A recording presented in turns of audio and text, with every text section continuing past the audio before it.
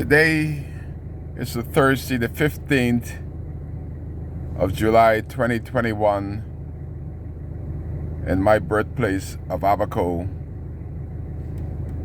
in the city of Marshall. The Bahamas is first in many cases.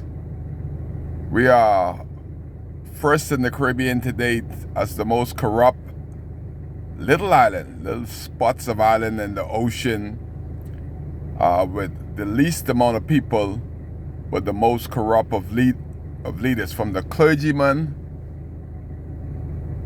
right to the politicians. The Bahamas government, this F&M government, is the first government in the history of the Bahamas that blatantly went to the most prestigious resort. Baker's Bay probably is one of the best private resorts in the Commonwealth of the Bahamas. And the CEO, Michael Melman, is a statesman. He's not a politician. He brought something different. And we are the only country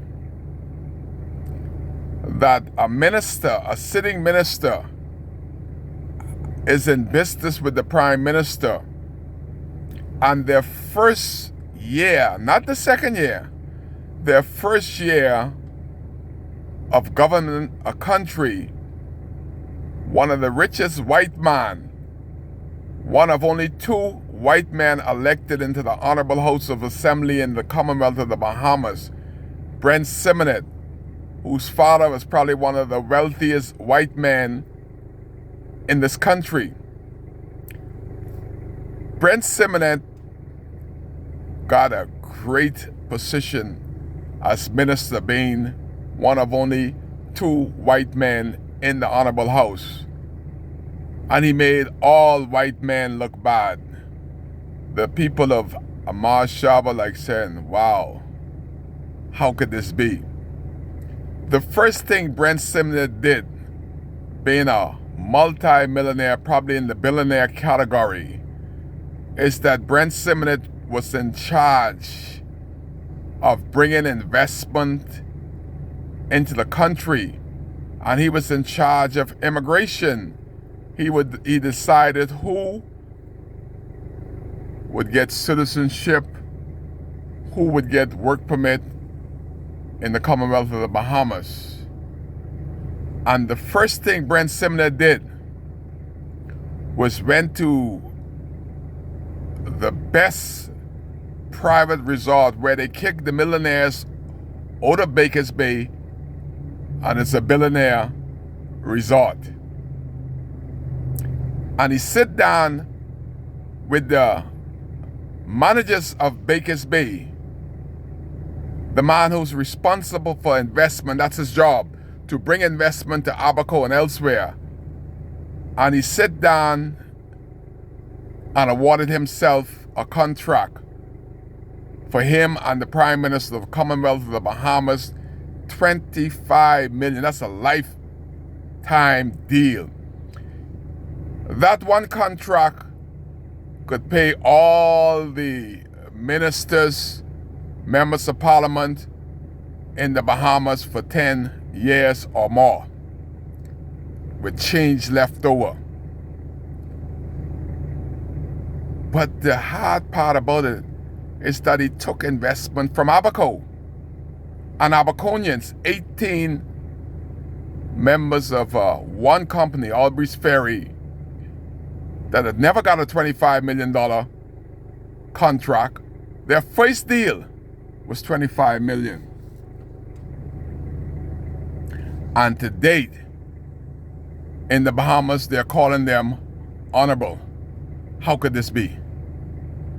How could they be called honorable in one of the poorest countries of the Caribbean? It's Haiti. And in Haiti, those persons have what we are lacking in the House Assembly. In the Bahamas is integrity and afraid to speak out. Bahamians are afraid to speak out against the corruption.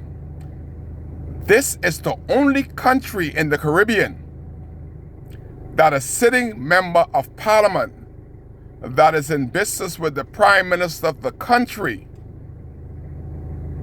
that would take investment and, man, you hear what I'm saying? The guy sit with the investor, and the first deal he did for the government of the Commonwealth of the Bahamas was to edge and write out a contract for him and the sitting prime minister. And they are still in the honorable house, and we in the Bahamas, not me, y'all call them most honorable prime minister. In Haiti, they will bind tires and throw rock until they resign. But they are looking to come to ask to be re-elected. Like, wow, where is the integrity of the people of the Commonwealth of the Bahamas?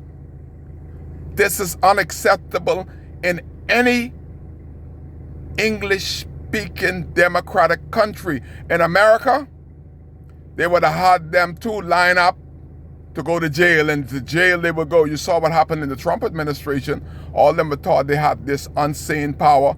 They are in line to head to prison.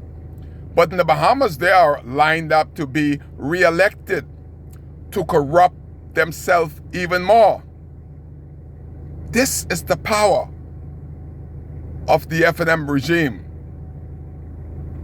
No integrity, no remorse about sending 18 people home, and they didn't even hire any Abaconians. And they're out for re-election and said that they are the ones to govern. It's unacceptable. I just gotta keep reminding Abaco, all that $25 million that the Prime Minister and Brent Simmons had got, they didn't give nobody in Abaco 25 bundles of shingles, not 25 pieces of plywood, nothing that they gave back to the island where they did this most corrupt deal. This is the biggest thing happened by a sitting member of parliament, a minister and a prime minister of any sudden democratic sovereignty Bahamas. 25 million. And it's if nothing happened. And then the same prime minister could go and sit down with his business partner, Brent Simmons again, and do a 99 years lease on the post office. Both of them will be dead and gone, but their grandchildren at this time will be collecting. It's the same thing with my brother KCX that moved off the scene, most respected, brilliant at what he did, was fighting to stop this type of corruption at the top. It's the same thing with the Aragonite. For over 100 years, only a certain set of family would be benefiting. The contract that the Prime Minister edged out in the post office, it's the same thing. 99 years, they'll all be gone. But like the Aragonite and all the stuff in Grand Bahama, they will be benefiting their ancestor, their kids will be turning over the corruption and the illegal money, while Bahamians can't afford grits and fish. They're throwing millions of dollars on the side for their great-grandchildren. And the Bahamians people that only have power on one day, on election day. One day. And after that, in Abaco, they go back to Nassau, and we have seen the backs of them more than the front. This time, we hope that the younger people in Abaco and the majority of the smart-thinking Abaconians recognize that 40 days and 40 years and all those nights, nothing has changed. We are still scraping. Look at the Bakers Bay, the oligarchy in Bakers Bay, the oligarchy in the Abaco Club, the persons that they don't think that Bahamians, black nor white, can manage these business.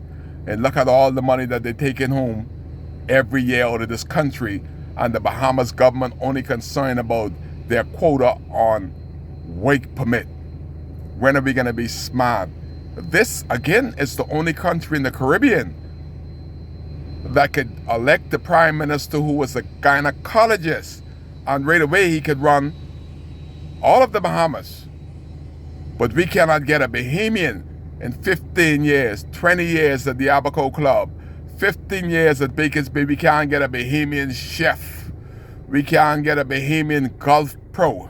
We can't get a Bahamian manager, because we got people at the top of immigration in this country that these persons go to them and said, where do you want me to send some money to keep a foot on top of your people from progressing through the work permit? Those persons are not here because they love this country. They're here for one thing only: monetary funds and the money that should be kept in this country, and to have your people progress. Because of these people, South African manager at the Abaco Club, he is set to regress and to keep your people like how they did in South Africa. Kai Mills there to change that. What if Kai Mills was the Minister of Immigration? Would such carry on be carrying on for so many years? Hell to the no. Stop immediately. Find a Bahamian.